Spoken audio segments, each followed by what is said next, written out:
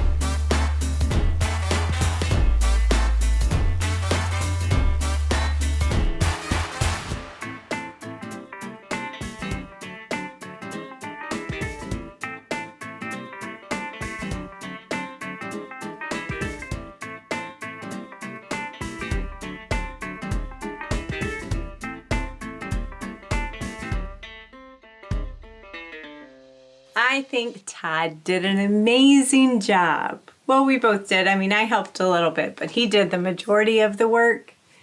One comment, just so you know, this wasn't my hatched up idea. Todd, get down there and build me a pantry. It was actually Todd's idea, and I love it. So, one of my observations, I guess, at first was when we were I should back up. Sunday after church, Cam's girlfriend or fiance Claire came over and she helped me load up and organize the pantry. And we had so much fun, like thinking of like the pretty colors to put together and how we wanted to organize it. And she had so much fun using the chalk to label everything. It was just a lot of fun. As we were going though, I started panicking, like, did we not build it big enough?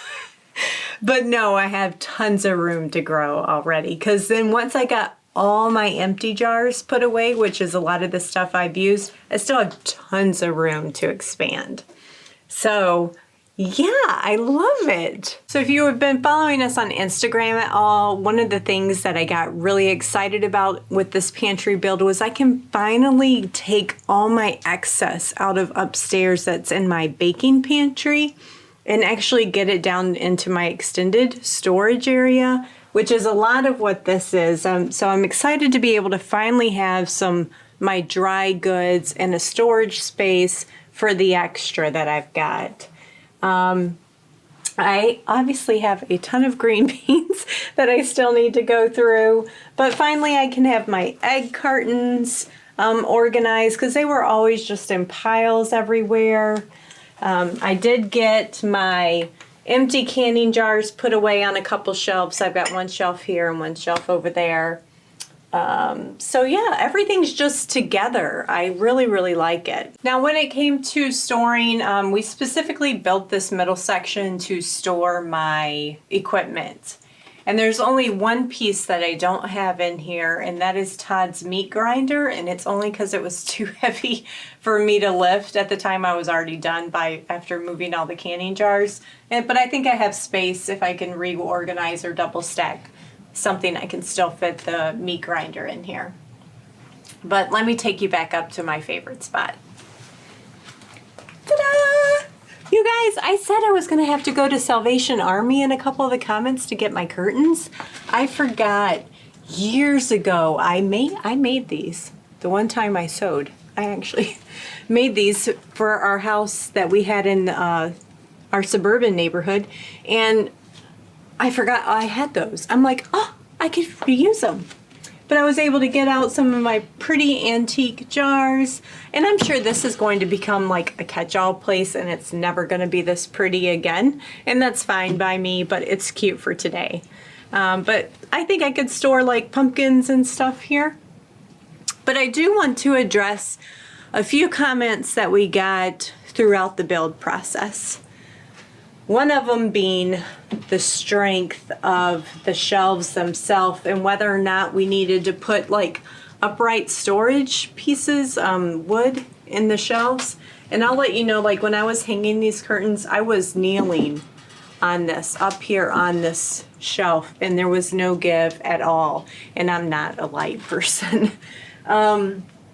And Todd built them so strong, there's absolutely no way that I worry about that at all. Another thing that people were concerned about is, you know how we put the wall on the back of the pantry to protect whatever that stuff's called that's over all the walls from falling on my jars? Whether or not we had any concerns about that molding. Now, I'll say both answers, my answer and Todd's answer. My answer is I've never seen this wall get wet before, so I'm not worried about it at all, but I'm not a worrier. So I asked Todd, are you worried about this at all? And he goes, only slightly, because he's the worrier of us. So I guess it's just something we'll have to keep an eye on and watch. If it becomes a problem, we'll address it then, but right now I'm not concerned.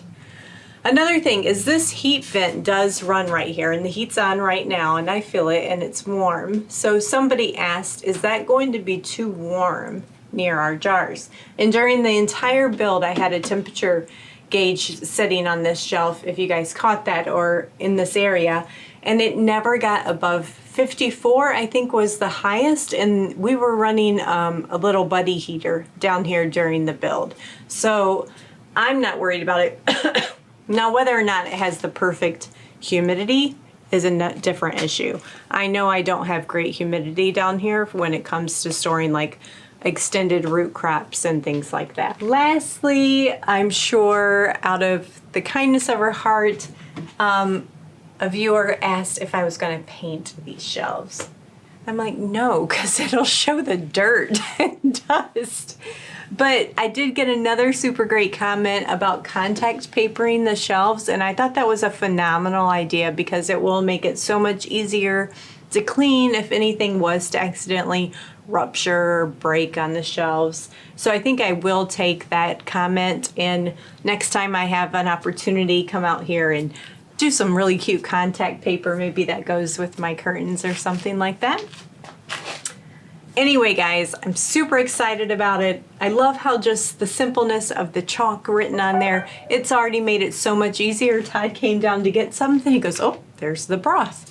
Dan knows where to get her pickled beets and pickled onions from now. It's just really, really fun. So thanks, guys. Let me know what you think down in the comments below. If you think that you would have done something different, I always like to hear people's different versions of what their dream pantry might have looked like. Talk to you guys later, and thanks a lot for watching.